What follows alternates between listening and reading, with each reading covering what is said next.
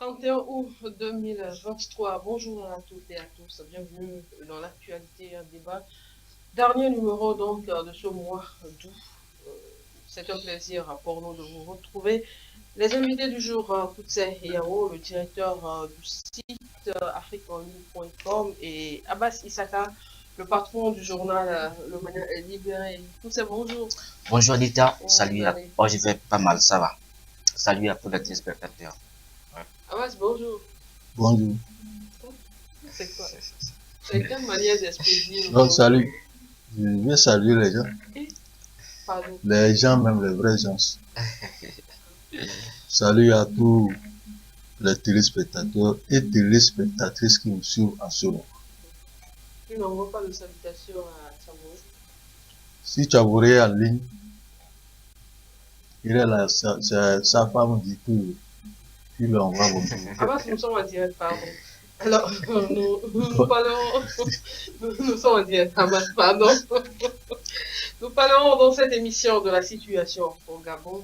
Nous parlerons également de la rencontre entre promoteurs d'établissements privés et le ministre Kokoroko, et nous parlerons du port obligatoire de casque des passagers à moto. On commence avec la rencontre entre le professeur Dodi Kokoroko et les promoteurs d'établissements privés. Cette rencontre qui a permis aux différents acteurs d'échanger sur la fermeture de certains établissements privés et sur l'augmentation des frais de scolarité par certaines écoles. Les responsables de ces établissements privés ont rassuré le ministre qui s'engage dans une démarche qui permettra d'harmoniser les frais de scolarité.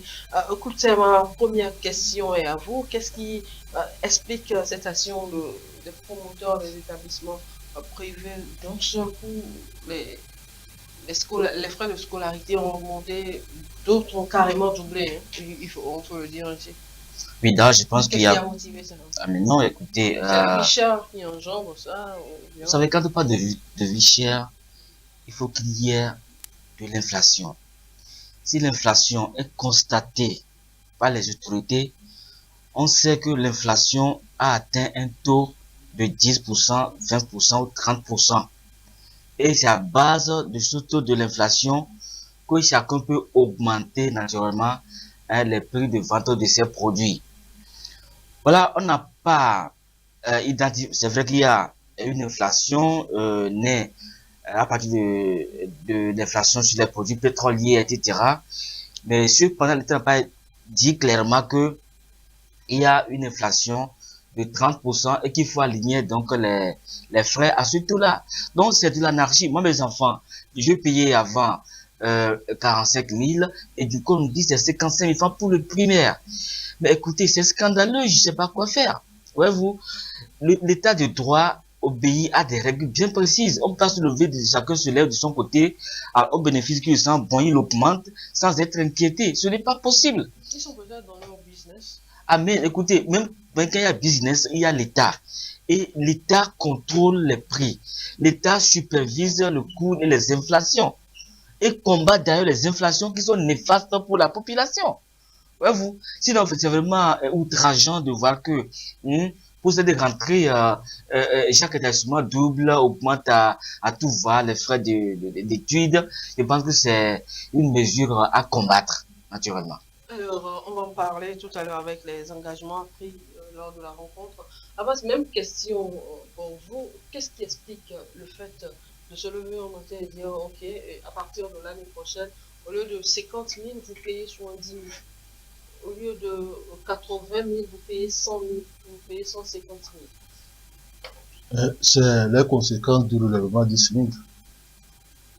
Quand on a parlé de 52 000, il faudrait payer ça, c'est le salaire de base. Il faudrait que ces écoles privées-là trouvent les moyens de pouvoir payer les enseignants. Mais ce qu'il ne faut pas, on les comprend, mais il y a des exigences. Lorsqu'ils parlent, ça fait 10 000 francs qui sont augmentés sur les frais de scolarité de son enfant. Il y a certains qui ont augmenté jusqu'à 20 000 francs. Parce que 25 000 il y a une école dans la zone ici, on va taire le nom. les parents qui se plaignent. Ça dépend aussi de la qualité. La qualité des établissements, bien des enseignants ou autres. Tu vois pas. Quand vous allez augmenter, il faut voir le nombre d'élèves ou c'est dans certains établissements, on doit augmenter jusqu'à, au moins si on augmente 5 000, c'est compréhensible. Aller jusqu'à augmenter plus de 10 000 francs dans les conditions de vie actuellement des parents. C'est tout comme on veut profiter des parents pour se faire de l'argent parce que c'est ce qui se passe dans les établissements privés. On fixe les frais, on se lève le matin, on dit bon, nous allons porter ça. Très souvent, c'est avec la complicité même des parents d'élèves, des associations de parents d'élèves, parce qu'ils trouvent aussi un peu de leur part dedans. Ah, ceux qui sont dans l'association? Les associations des parents d'élèves, ils ont aussi leur part dans la scolarité. Dans la scolarité, ce qui se passe. Donc, c'est ça qui fait que quand on les consulte pour augmentation du prix des frais scolaires, ils ne disent rien. Normalement, ils sont conçus pour défendre les parents d'élèves. Si vous êtes là, vous êtes dans le bureau, et que vous n'arrivez pas à défendre les parents d'élèves, à quoi vous servez? Vaut mieux de les balayer. Donc, quand ça se passe ainsi, et que les fondateurs d'établissement ne voient pas de résistance en face d'eux, et qu'ils croient qu'ils peuvent faire tout, et ça se passe comme ça. Aujourd'hui, moi, dans mon établissement, c'est depuis l'école primaire jusqu'au lycée, j'ai toujours payé 250 000 francs pour mon fils, un de mes enfants. Les autres ont terminé, sont actuellement à l'université. Mais celui qui reste là, la dernière fois, j'ai payé l'année passée 300 000. D'abord, on vous demande de confirmer votre élève. Vous allez confirmer l'inscription de votre enfant, et ça, c'est à 25 000 francs. Juste la confirmation. La confirmation, alors que l'enfant est dans l'établissement depuis des années. Il est ancien élève. Mais il faut toujours confirmer. À chaque rentrée là, vous devez confirmer son inscription avec 25 000 francs. Le nouveau qui arrive, c'est 50 000 francs. Et là, le collège lui-même, c'est à 280 000 francs. Donc, vous voyez ce qui se passe dans les établissements publics. Et ça, c'est quelle époque? C'est 6 mois là-bas. Donc, le problème, c'est aujourd'hui, il faudrait recadrer et plafonner et voir comme certains le pourront proposer, donner les frais scolaires par zone. Situé par zone. Est-ce que l'école là, c'est normal qu'elle prenne l'école de 55 000 francs alors que ça peut aller à 40 000 francs? Il faudrait qu'on repense à, je ne sais pas s'ils ont fait ces analyses là, sinon c'est les parents. Avant de fixer là. Alors je reste avec vous. Est-ce que vous pensez que les engagements pris là seront respectés? Parce qu'ils disent qu'ils vont harmoniser les prix et autres là, vous pensez? Parce que c'est mon école, hein. J'en fais ce que je veux à la fin. Oui, c'est ton école, mais du moment où le ministre a eu. Est-ce qu'il y aura de suivi après? Il doit y avoir de suivi parce qu'il y a les inspecteurs qui vont passer. Du moment où le ministre a pu avoir les écoles qui ne sont pas en règle et on les a fermées, c'est de la même manière qu'on peut contrôler celles qui sont actuellement légales et qui font le travail. Donc c'est de faire en sorte que on puisse harmoniser ça et qu'on puisse suivre. Et si on ne suit pas, on pourra les suivre parce qu'on les connaît, on connaît maintenant les écoles. Il n'y a plus d'écoles clandestines qui est là. Il y a des écoles, on les suit. Parce qu'on ne peut pas, on dit, il y a gratuité de la scolarité au niveau public. On va en parler tout à l'heure. On va en parler tout à l'heure. Et là, à côté, quand on sera dans les conséquences. Hein. Alors, vous dites-moi, j'ai créé mon école. Je dis, l'État a demandé que le SMIC soit revu à la hausse. J'ai besoin d'argent pour payer les enseignants. J'augmente le prix comme je veux. Même si mais non, vous savez, on s'est dit d'accord, moi je reviens, je maintiens le prix. Non, d'abord, Togo, il y a un problème. Parce que avant de rehausser le SMIC a été pratiquement doublé. Il faut tenir compte des préalables, c'est-à-dire de la nécessité en fonction donc des moyens. Voyez-vous, je vous assure que le SMIC n'est pas payé par toutes les écoles d'abord. Et toutes les écoles ne pourront pas le payer. Ça, c'est clair. C'est pas seulement les Non, écoles, hein, même mais les oui, sociétés. écoutez, oui, d'abord, pour arriver à un SMIC de 55 000 francs, il va falloir que l'État fasse un relèvement sur toute la grille salariale. Et cela implique qu'il y a de l'inflation monétaire dans le pays. Mais on se lève, on pointe du doigt le SMIC, on relève, et maintenant, les gens tentent maintenant de surfer pour maintenant aligner donc leur frais de scolarité en tenant compte du SMIC. Donc il y a problème. Est-ce que vous me comprenez? Donc il pense que l'État, dans tous les cas, intervient dans la vie des entreprises, même privées comme officielles, pour maintenir le niveau des prix et même combattre la concurrence déloyale. L'État n'est pas exclu. C'est pas parce que j'ai créé mon entreprise, je fixe le coût de vendre mes produits comme je veux, mais non. L'État a le contrôle. D'abord, en matière de concurrence. Quand elle devient déloyale, l'État intervient.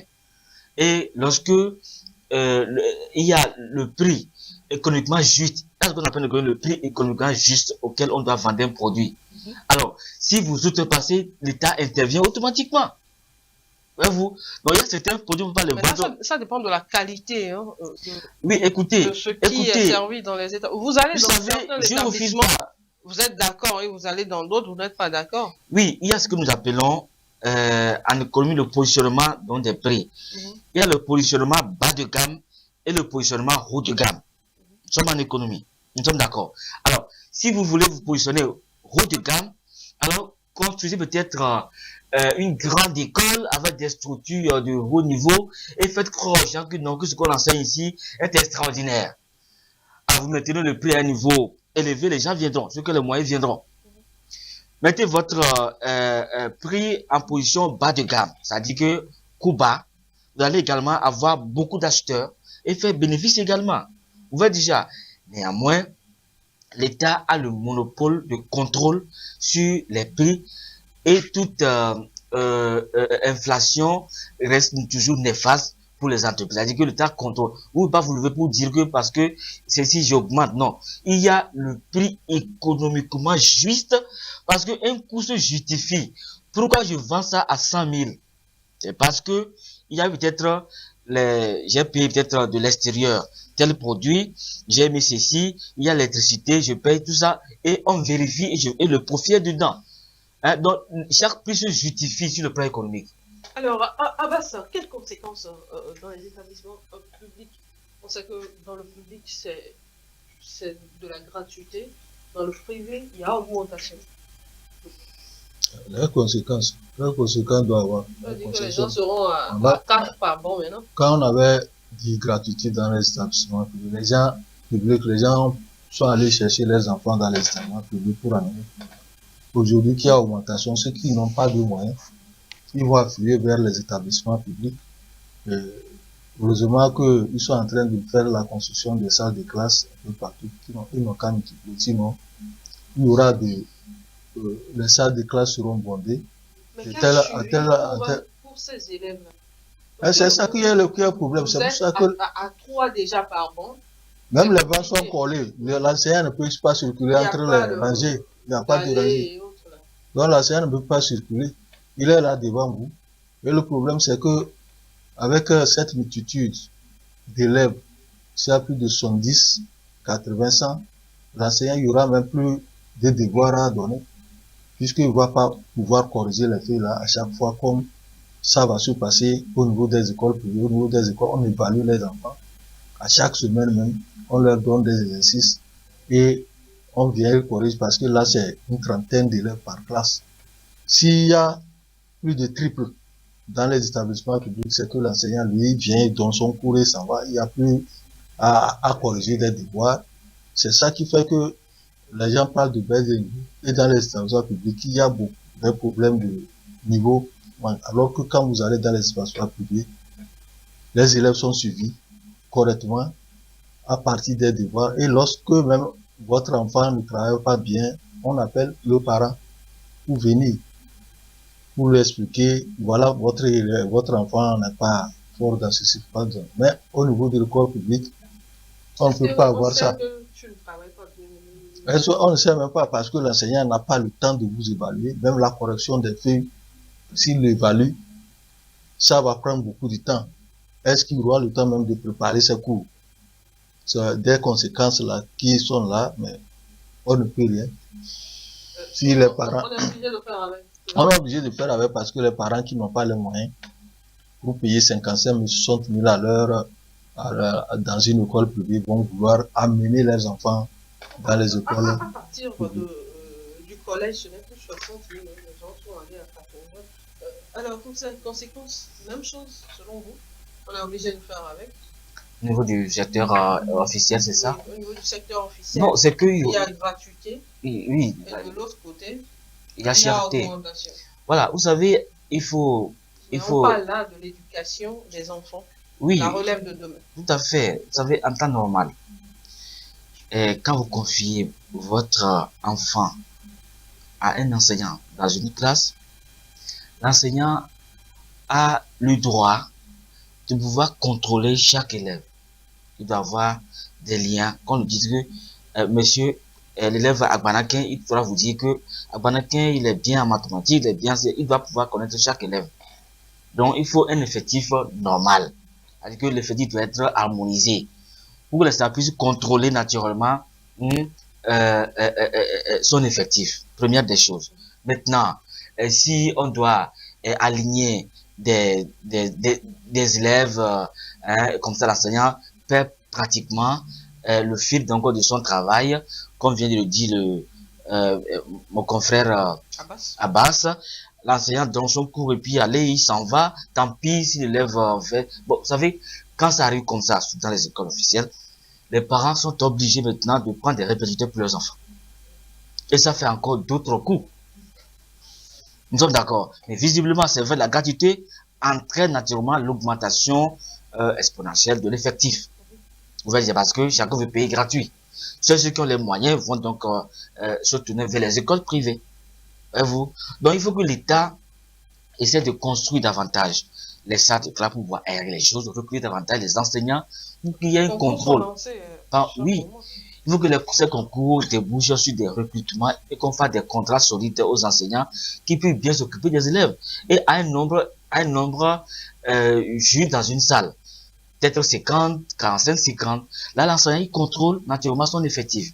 Parce que de l'enseignement, que dépendra les futurs cadres de demain.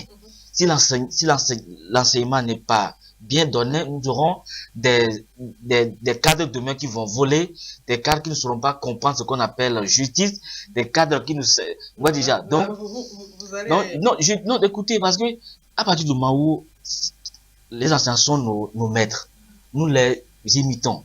Quand vous voyez un enseignant bien dans sa peau, qui donne des cours, l'élève vous reçoit. Moi, j'ai toujours gardé de mes enseignants. Quand je suis dans la littérature, c'est grâce à mon directeur qui fut, il vit donc, qui était un écrivain. Il m'a donné le goût d'aimer la littérature. Après tout, j'ai été aussi auteur d'ouvrage, ouais déjà, et je continue pas à l'aimer, ouais déjà. Donc très souvent, nous les élèves, nous suivons nos maîtres dans la vie civile. Donc il faut que l'État mette les mains pour que chaque élève puisse être suivi par son maître. Comme ça, demain, nous aurons une société vraiment civilisée avec vraiment de bonnes choses, de bons résultats sur tous les plans. Alors, autre sujet qui va nous amener à la une du journal Le Mania Libéré. Je rappelle que Le Mania Libéré est dans les kiosques depuis hier au prix de 250 francs seulement.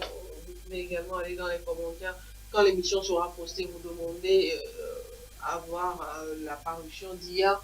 Et tout de suite, vous l'avez. Le messager également est dans les kiosques, c'est vrai. Tchabouret n'est pas avec nous aujourd'hui. Le messager est dans les kiosques depuis hier aussi.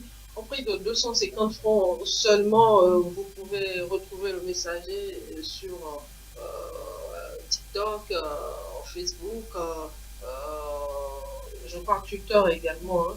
Il a son application également. Et bien, le port obligatoire de casque par les passagers à moto et l'inflation, des prix de casques. La police met en garde les vendeurs de casques qui augmentent de façon abusive les prix des casques. C'est ce qui nous amène directement à la une du Mania Libéré. Le Mania Libéré qui a abordé le sujet. David, si tu le permets, on peut avoir les images du Mania Libéré.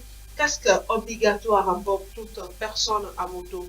Les récalcitrants risquent gros. La police met en garde les spéculateurs sur le prix avance. Ouais, c'est une situation qui complique un peu la position aussi des parents d'élèves à la veille de cette rentrée scolaire. Oui.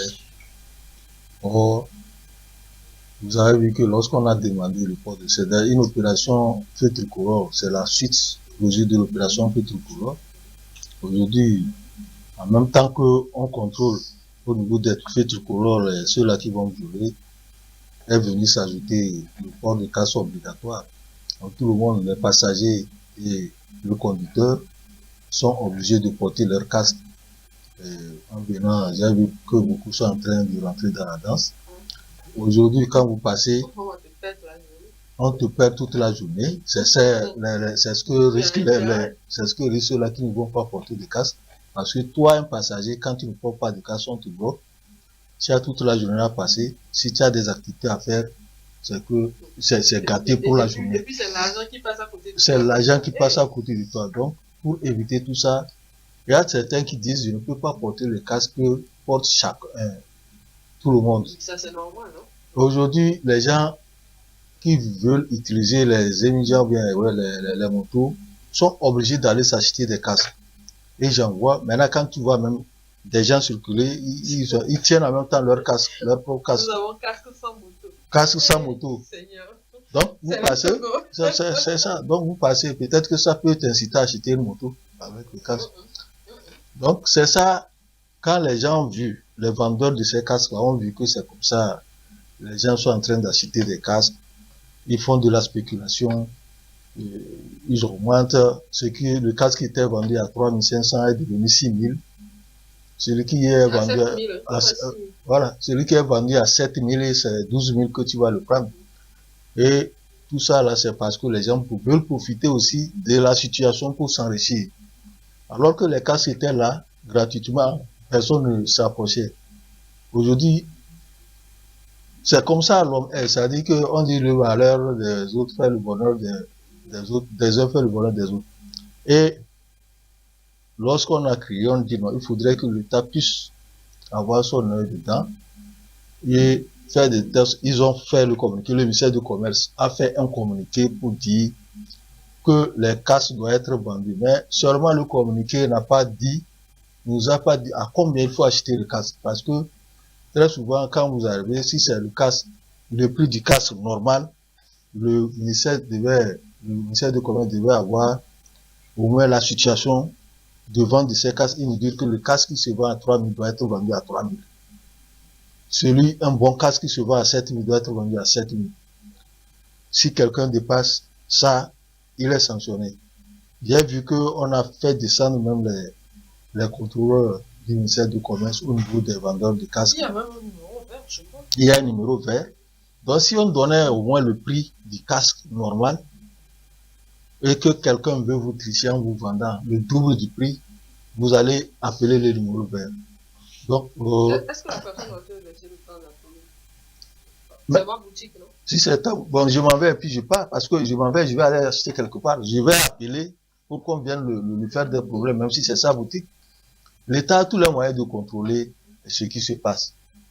Il suffit de mettre les agents sur le marché et les gens vont faire comme ils l'ont fait hier où les gens sont passés là où on vend les casques. Mais on l'a fait pour les gaz butane où on vendait, on a dit d'harmoniser les prix. On a harmonisé les prix. Donc si tu n'es pas dans la norme, on va te faire des problèmes.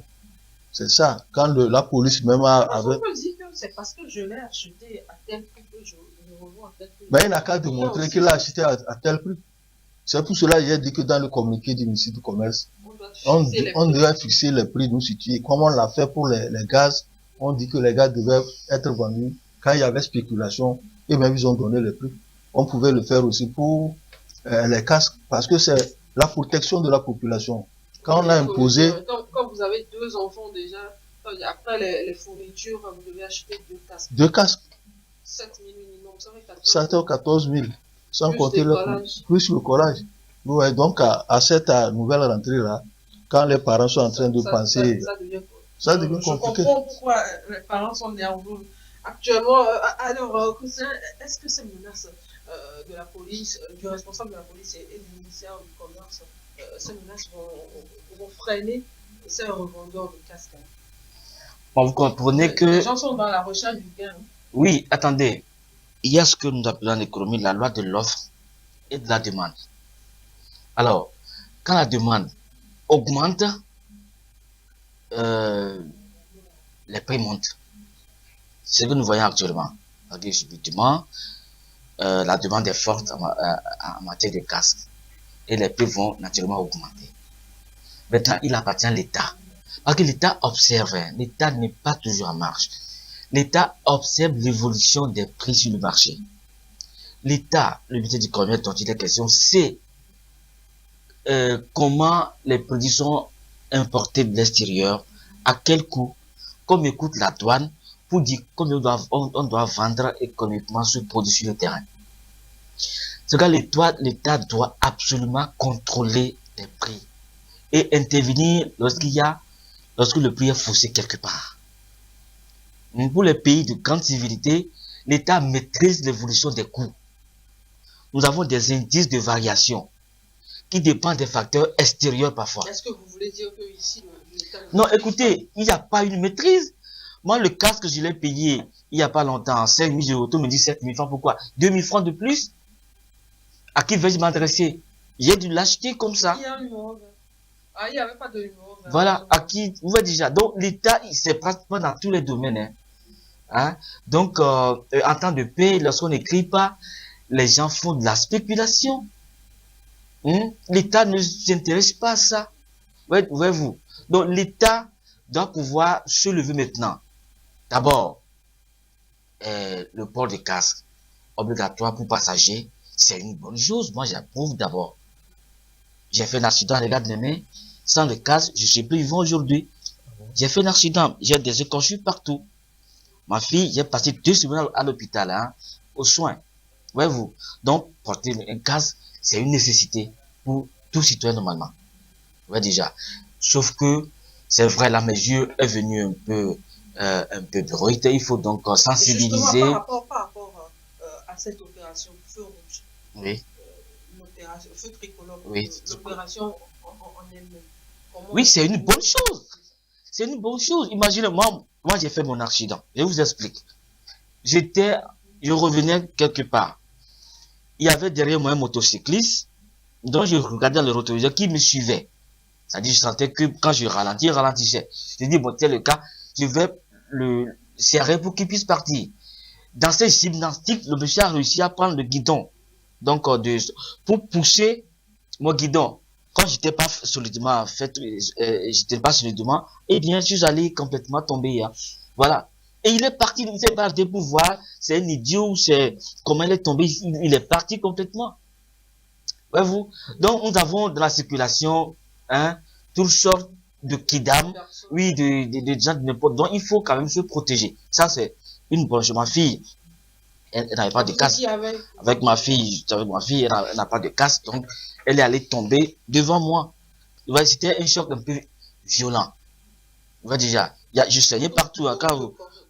Oui, donc c'est toutes mesures visant à une bonne sécurité routière, moi j'approuve. Vous voyez déjà, c'est vrai, chacun doit être appelé aujourd'hui à payer double casse. Même si tu n'as qu'une moto personnelle, il faut avoir double casse. On ne sait jamais. Tu peux prendre ta femme. Oui, ça peut arriver. Donc, c'est une mesure auquel on doit pouvoir s'accoutumer progressivement. Voyez-vous.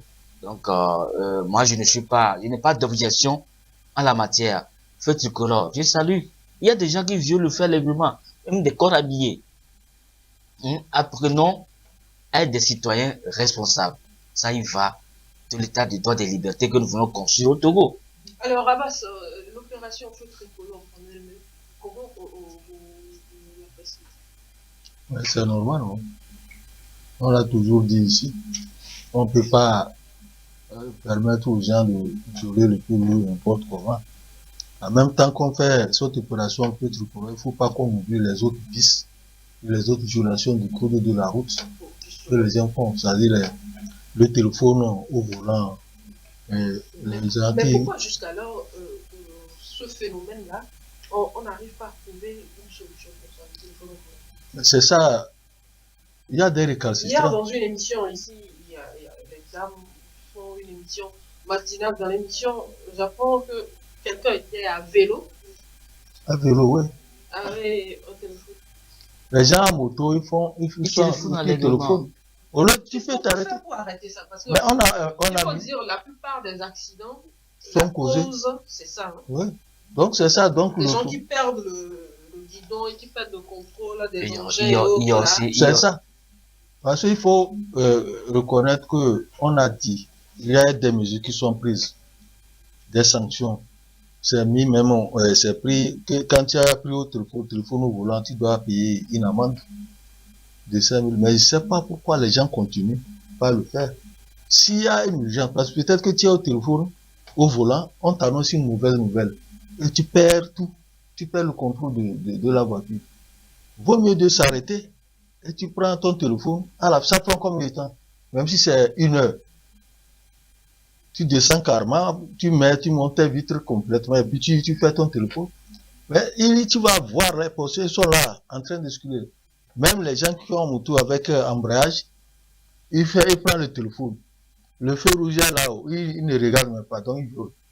Par rapport à ces genres de choses, je pense que c'est une bonne chose. L'opération Feu Tricolore doit encore être amplifiée. Quand il raconte son histoire, je me suis rappelé aussi de l'histoire de ma fille, qui était sur sa moto, le feu rouge est allumé, tout le monde s'est arrêté, mais lui est venu, il a cogné ma fille, elle est tombée là. Il ne s'est même pas arrêté pour voir que ça dit, il est parti et tout le monde. Il sait au moins qu'il a. Il sait, ça dit parce que il est venu la ramasser comme ça. C'est au feu rouge de l'Oméga. Il a ramassé et elle est tombée. Ils sont habiles quoi, il y a des malabars dans la circulation. Et puis il est parti, il l'a laissé là-bas. Il ne s'est même pas suivi. Les gens criaient. Même il y a certains qui l'ont suivi. On ne l'a pas rattrapé. Donc, cette opération, c'est une bonne opération. Ça permet même d'éviter ces genres de comportements de certains citoyens. Il faudrait même que le ministère puisse renforcer ça beaucoup plus. Dans cette occasion, tu as vu ce qui se passe.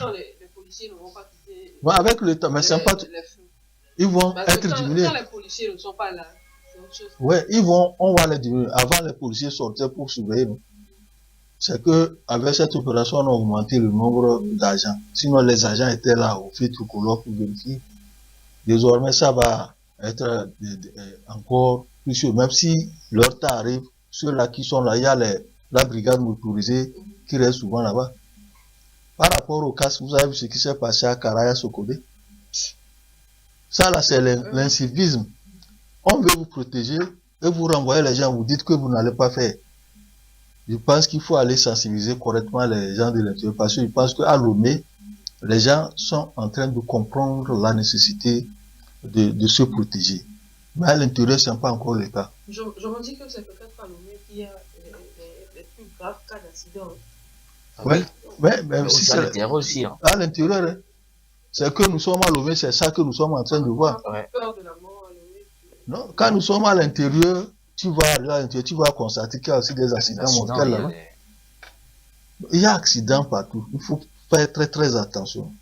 Et puis il y a certains, je vois, quand ils voient pour le casque la cassette, quand ils voient le policier qui met ça, mais du moment où il rentre dans un vent, il n'y a pas de policier, il enlève ça, il enlève son casque. Même les conducteurs eux-mêmes, il enlève le casque, il le met sur le truc. Donc, c'est la conscience, c'est pour nous. C'est-à-dire, quand tu es sur la route là, dis-toi que je rentre, je sors, c'est pour rentrer à la maison en bonne santé. Personne ne sort pour aller faire accident. L'accident là, quand on dit accident, ça arrive par hasard. Personne ne le prévoit. Donc, comme ça, il faut se protéger. C'est pour cela on dit, on nous protège, il faut se protéger pour ne pas avoir des traumatismes crâniens et autres là. Protégeons-nous. Ça ne nous coûte rien. Alors, Alors, ça veut dire qu'il faut organiser les sensibilisations. On va pas se le dire maintenant. Au fait, en principe, ce sont des b.a.-ba. Le policier, le gendarme, ils sont là, ils contrôlent, on va dire, tout ça, tout le temps. Nous sommes d'accord. Il revient à chaque citoyen de se conformer pour circuler librement ou de se déformer pour se retrouver notamment à passer une journée auprès du policier ou à payer donc des amendes. Nous sommes d'accord. Nous sommes dans un environnement où notre pays est agressé par les terroristes. Très souvent, ils opèrent avec les motos. C'est-à-dire, vous allez voir les terroristes sur moto, eux, ils n'ont pas de casque. Et ils font donc du désordre, ils s'en vont. Mais vous pouvez distinguer le citoyen normal, peut-être, du terroriste. J'imagine, à mon humble avis, j'imagine, notre pays est en guerre. Hein? Quand c'est le nord, c'est pratiquement tout le Togo. Donc, s'il y a des mesures sécuritaires, chacun doit pouvoir se conformer à cela. Parce que les militaires ont des infos que nous n'avons pas. Mais déjà, quand ils voient il faut respecter. Et ça encore, c'est pour notre... Oui. Pour éviter des déconvenus, voilà. Donc, voilà. Alors, on va terminer avec la situation au Gabon, coup d'État militaire. Le général Brice Oligui Nguema est désigné comme président de transition après le coup d'État contre Ali Bongo. C'était hier à Basse. C'est une conclusion finalement. Ah oui, jeudi dernier, on parlait encore de la situation au Niger. Aujourd'hui, encore, on parle du Gabon. C'est une contagion. Et je vois que notre Afrique, je ne comprends pas comment ça va se passer. Est-ce le retour d'un militaire au pouvoir? On est en train de le constater. Quand vous prenez le Mali, la Guinée, le Burkina Faso aujourd'hui, le Niger et le Gabon, ces militaires qui arrivent, c'est difficilement qu'ils vont qu'ils vont rapprocher. Ils ne vont pas accepter. Voilà. Parce que quand j'ai vu quelqu'un, quand il a dit que quand tu vois le visage de quelqu'un qui vient au pouvoir et qui ne veut pas quitter, on le sait en même temps.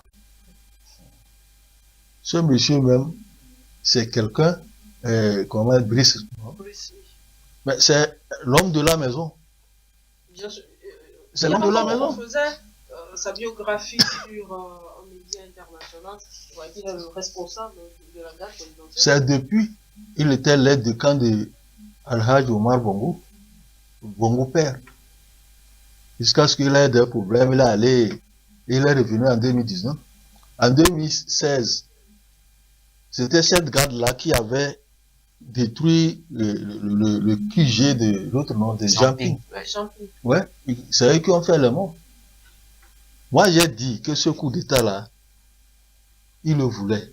Ils voulaient le faire parce qu'ils ont tenté en 2019. Ça n'a pas fait quelque temps et ça a été rétabli.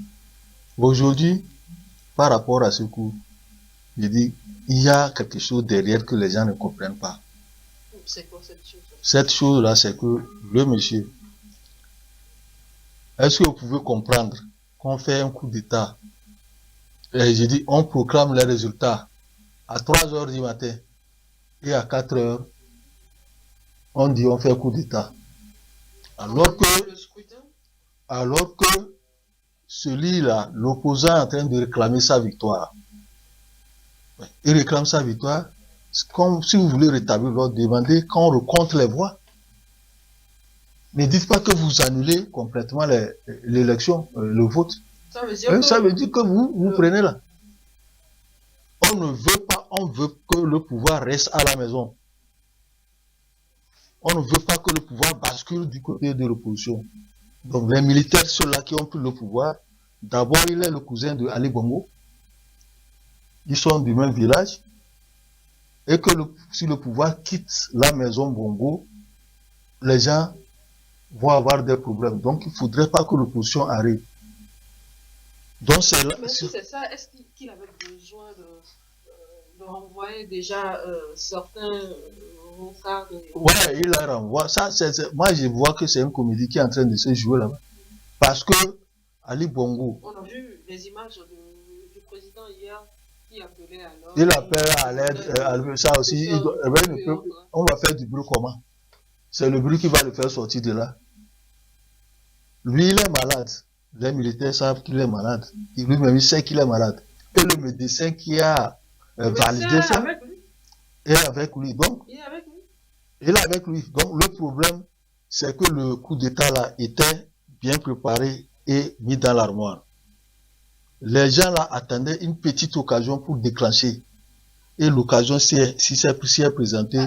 Et en même temps, ils ont fait. Sinon, comment on peut comprendre que en moins de quelques minutes, les gens peuvent se constituer, une douzaine de militaires se constituent et donnent en même temps le nom comité de transition. Justement, par rapport à ça, à quel moment le président Bongo est tombé dans la disgrâce des militaires? Parce que apparemment tout allait bien avec les élections. Vous savez, oui, écoutez, vous savez, résultat pour travers le coup d'État. Oui, moi je vais être un peu d'une voix dissonante parce que je vois les choses d'une autre manière. D'abord, ce n'est pas pour faire l'apologie d'un coup d'État. Ce n'est jamais une bonne chose en réalité dans un état de droit. Maintenant, il faut comprendre la géopolitique qui se dessine actuellement. Nous avons aujourd'hui la Russie qui tente une nouvelle colonisation. Attends, vous allez voir la suite de ces événements. Parce que dès que les choses se déroulent, il y a du sérieux dedans. D'abord, les militaires ont déjà annoncé une liste de personnalités qu'il faut donc arrêter, dont le fils du président Bongo. Bon, il est déjà arrêté, certes. Les Bongo font déjà 55 ans au pouvoir. Il faut quand même comprendre que le président Ali Bongo est pratiquement malade. Je dis pratiquement, c'est-à-dire qu'il n'est plus apte pour gouverner un État. Il fait la honte de l'Afrique. D'abord, oui, quand à une tribune, un chef africain tombe et que ses pères vont le relever, mais c'est l'Afrique qui en souffre. C'est pas le Gabon. C'est vous et moi qui portons la même couleur de peau que lui. Maintenant qu'il est mis de côté, je pense bien qu'il ne reviendra vraiment. Parce que quand vous suivez déjà les réactions des grandes puissances, la France qui se dit un peu préoccupée, la Chine qui parle de la santé donc du président Bongo, la Russie, voilà, qui a également qui parle d'une voix qui ne condamne pas. Donc personne pratiquement ne condamne le coup d'État aujourd'hui. Donc pratiquement l'ère Bongo. Oui, mais est-ce qu'elle pourra rétablir la légalité conditionnelle? J'en doute. Ouais, déjà. Donc nous avons maintenant une nouvelle géopolitique africaine qui se reconstitue. Donc la France doit faire prudence au risque de perdre pratiquement toutes ses colonies. C'est ce que moi je vois. Parce que au finish, là où il y a des troubles, la Russie apparaît. Je suis trop sûr que jusqu'ici on n'a pas encore vu les. Mais écoutez, moi j'imagine, hein, on a vu qui pouvait imaginer que la Russie pouvait être présente au Burkina Faso. Déjà, personne l'a imaginé, mais c'est venu. Voyez-vous, donc là encore, c'est possible aussi.